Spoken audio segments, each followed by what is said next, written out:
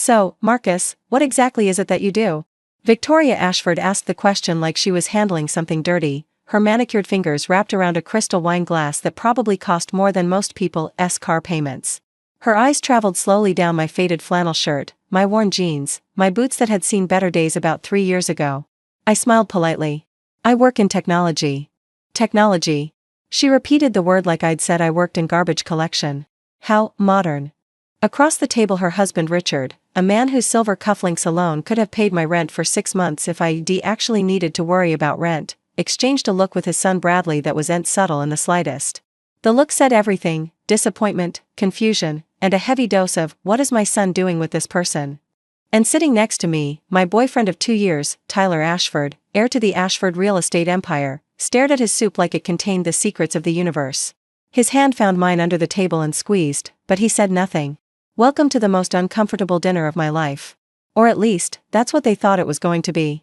Let me back up and explain how I ended up at this 18-person mahogany dining table in a mansion that had its own name. Seriously, it was called Ashford Heights, wearing clothes that I'd specifically chosen to look as unimpressive as possible. Tyler and I had met 2 years ago at a coffee shop in Brooklyn.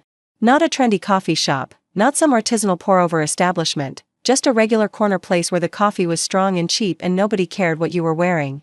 He'd been there hiding from his family obligations, wearing a hoodie and looking stressed. I'd been there because I liked the coffee. We'd started talking about nothing in particular, then about everything. He didn't know who I was. I didn't know who he was. And for a while, that was perfect.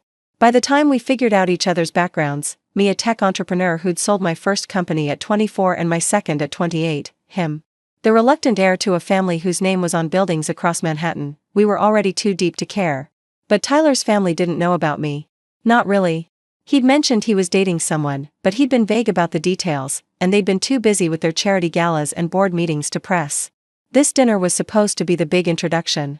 Just be yourself, Tyler had said that morning, nervously straightening his tie. That's the plan, I'd replied.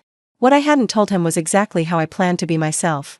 See, Tyler had warned me about his family, the judgment, the obsession with status, the way they evaluated everyone based on net worth and social standing.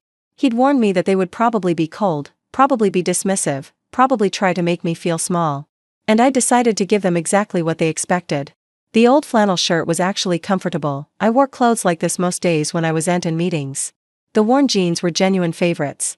The boots had sentimental value. I'd bought them with my first real paycheck from my first real job, before any of the success, before any of the money. I wasn't pretending to be someone I wasn't. I was just choosing not to perform wealth for people who would only respect me if I did. Call it a test. Call it petty. Call it whatever you want. I called it interesting. The first course was some kind of chilled cucumber soup with edible flowers. Richard Ashford sat at the head of the table like a king surveying his domain, occasionally glancing my way with an expression that suggested he'd found something unpleasant on the bottom of his Italian leather shoe. So, Marcus, he said, drawing out my name, Tyler tells us you're in technology. Startup world, is it? Something like that. Ah. He nodded sagely, as if I'd confirmed his worst suspicions. Very volatile industry. High failure rate, I understand. 9 out of 10 startups fail, isn't that the statistic? It's a challenging field, I agreed. Tyler's sister, Isabel, leaned forward with a smile that didn't reach her eyes. She was everything her parents had raised her to be: polished, beautiful, and utterly ruthless in that Upper East Side way. And where do you live, Marcus? Tyler's been so secretive about everything. Brooklyn, I said. Williamsburg area. Brooklyn. Victoria said the word like it was a communicable disease. How bohemian. I suppose the rents there are more manageable. Mom, Tyler started, but I squeezed his hand under the table. It's fine, I said easily. Yes, the rent is manageable. I don't believe in spending money just to impress people. The silence that followed was delicious. I watched Richard's eye twitch almost imperceptibly and Victoria take a very long sip of her wine. The main course was filet mignon with truffle butter, accompanied by a steady stream of questions that were really just insults dressed up in expensive clothing. Richard wanted to know about my 5-year plan and whether I had any real career prospects beyond the startup fantasy. Victoria inquired, with poisonous sweetness, whether my parents had been able to provide any advantages or if I was self-made in the truest sense, meaning, she assumed, that I came from nothing and would return to nothing. Bradley, Tyler's older brother, was the worst. He'd been drinking steadily since the appetizers, and his filter had worn thin. I just don't understand, he said, loud enough for the whole table to hear, why anyone would dress like that to meet their boyfriend's family. I mean, it's basic respect, isn't it? Unless you just don't have anything better. Bradley, Tyler said sharply, and I could feel the tension radiating off him. What? I'm just saying what everyone's thinking. Bradley gestured at me with his steak knife. No offense, Marcus, but this whole struggling artist thing might work in Brooklyn, but here? We can see right through it. Can you? I asked mildly. Obviously. You're dating Tyler for a reason, right? I mean, what else could it be? The implication hung in the air like smoke. Gold digger. Social climber. Fortune hunter. Everything they assumed I was, wrapped up in one sneering question.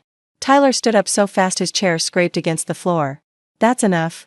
Bradley, you're drunk, and you're being an ass. Mom, Dad, I expected better from you. Marcus is, Tyler. I put a hand on his arm, gently pulling him back down. It's okay. It's not okay. They're treating you like. I know. I smiled at him, then at the rest of the table. But I think I understand where they're coming from. They're protecting you. In their own way. They look at me and see a risk. I respect that. Victoria actually looked slightly uncomfortable. Richard shifted in his seat. Even Bradley seemed thrown off by my calm response. I'm not offended, I continued. Really? You don't know me. You're making assumptions based on how I look, what I wear, where I live. That's human nature. We all do it. That's very mature of you, Victoria said carefully. I try. The conversation moved on, but I could feel them watching me differently now. Not with more respect, not yet, but with curiosity. Like I wasn't playing the role they'd expected, and they weren't quite sure what to do about it. Dessert was creme brulee with fresh berries, and that's when Richard decided to go in for the kill. I saw in the news today that tech company, what was it called, the one that sold for all those billions, anyway, they said the founders all became instant billionaires. Can you imagine? He laughed. All these young kids with more money than sense. NextGen, Isabel supplied. The AI company. They sold to Microsoft for something ridiculous. That's the one. Richard shook his head. I just don't understand it. What do these people actually create? It's all abstract, isn't it? Not like real estate. Not like tangible assets. Software can be quite tangible, I said. In terms of impact, anyway. Oh, I'm sure you'd say that. Bradley snorted. Let me guess, you've got some app idea that's going to make you millions? Everyone in Brooklyn has an app idea. I've had a few. Right. He rolled his eyes. And how's that working out for you? What's your net worth, Marcus? Since we're being honest here. Bradley. Tyler was on his feet again. But Richard held up a hand. No, let's hear it.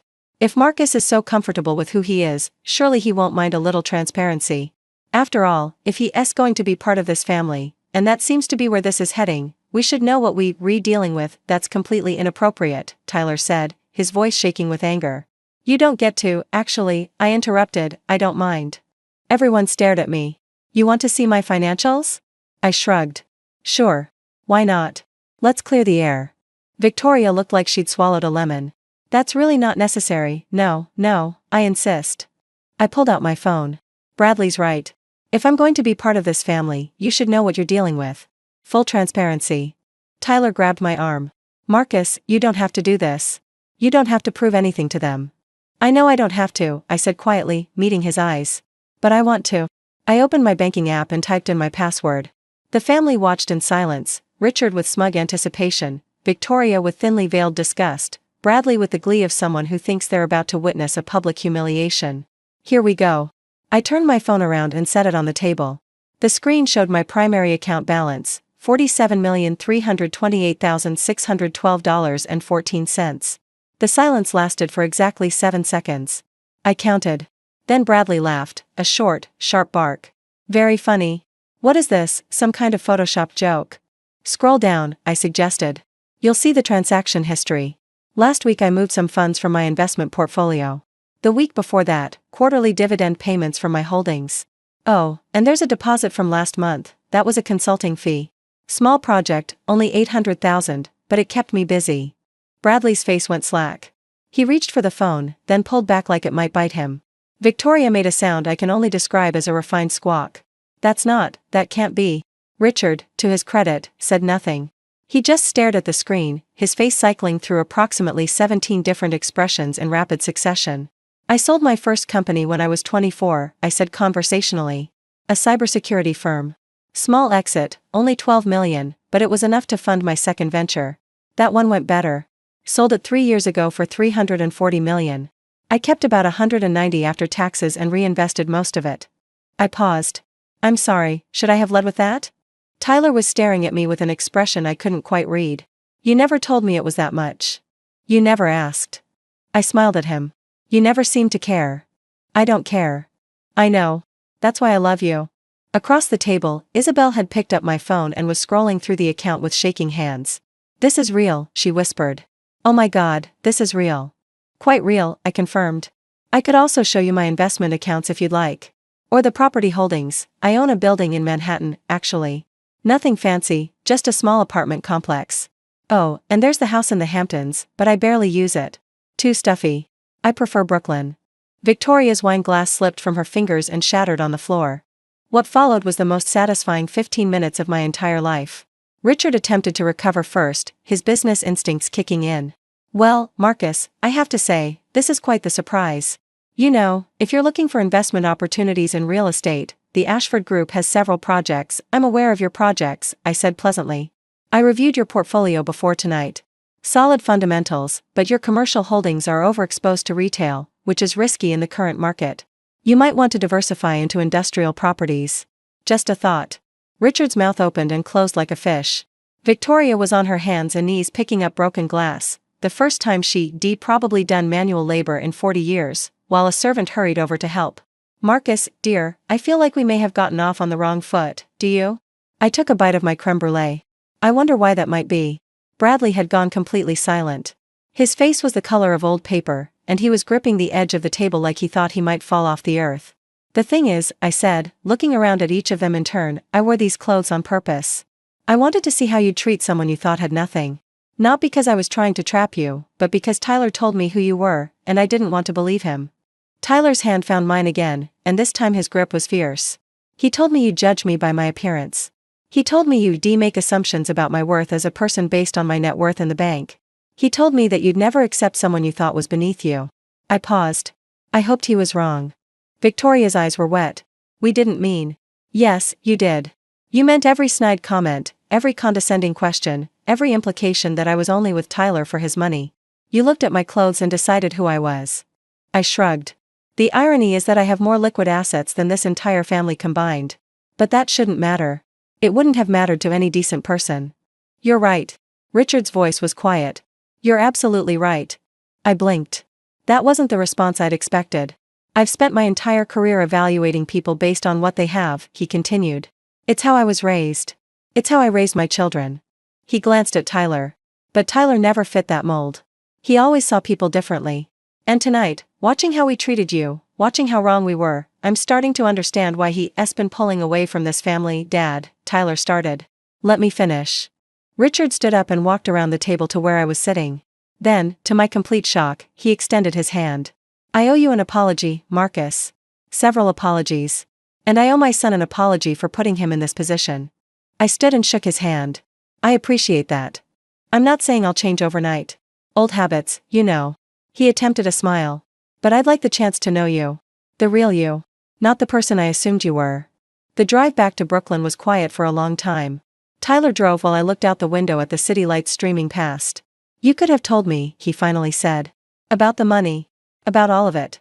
Would it have changed anything? No. But I would have known to expect the look on Bradley's face. He started laughing, really laughing, the kind that comes from somewhere deep. Did you see him? I thought he was going to pass out.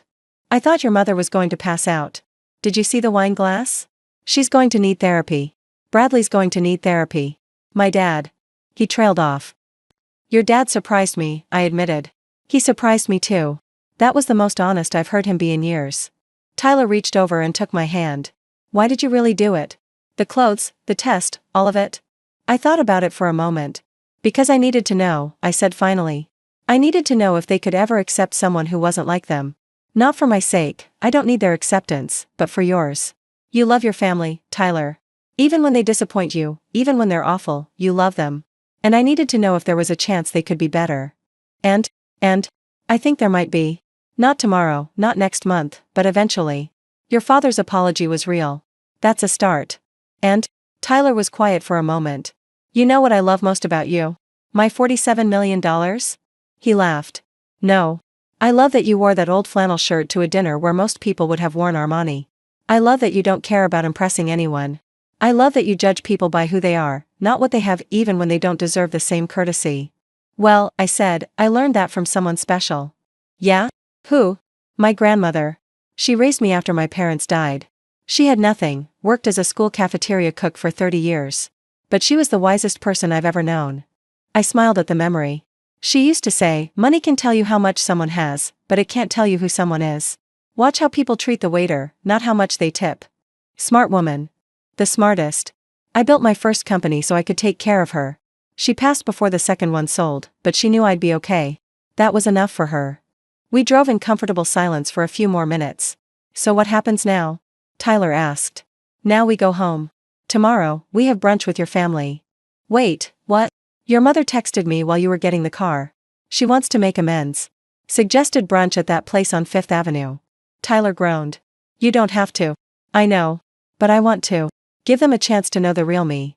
I grinned. Besides, I'm wearing the flannel shirt again. You're evil. I prefer dedicated to consistency.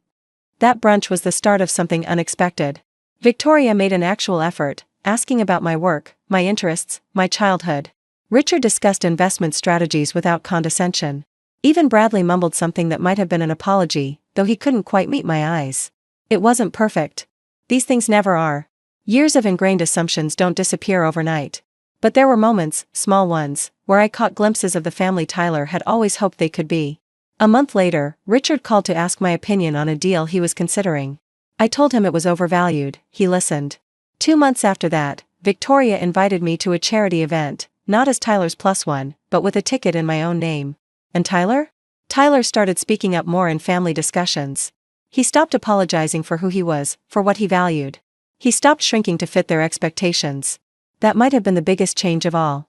Here's what I've learned about wealth, and about the people who worship it. Money reveals character, but not in the way most people think. It doesn't reveal the character of the person who has it, it reveals the character of everyone around them. Watch how people treat someone they think is poor. That's who they really are. The Ashfords treated me like I was worthless when they thought I had nothing. They scrambled to respect me when they learned I had millions. But here's the thing, I was the same person in the same flannel shirt. Nothing about me had changed. What changed was their perception. And perception, as they learned that night, can be dangerously wrong. I still wear that flannel shirt to family dinners sometimes. Not to make a point anymore, I think the point's been made, but because it's comfortable, and because it reminds me of who I am. Not the number in my bank account. Not the companies I've built. Just me. Tyler proposed last month. Small ceremony, close friends only, no press. His family will be there, all of them, even Bradley, who's slowly becoming a halfway decent person. And when people ask Tyler what he sees in me, he tells them the same thing every time. I fell in love with a guy in a coffee shop wearing a worn-out hoodie. I didn't know he had anything except good taste in coffee and a really terrible sense of humor. That was enough. That was always enough. Sometimes the best things in life are the ones that can't be measured. And sometimes, the best way to find out who someone really is to let them think you have nothing at all. If this story resonated with you, hit that subscribe button and turn on notifications. I've got more stories about hidden truths, unexpected reversals, and the moments that change everything. And if you've ever been underestimated because of how you looked, drop your story in the comments below. You never know who needs to hear it.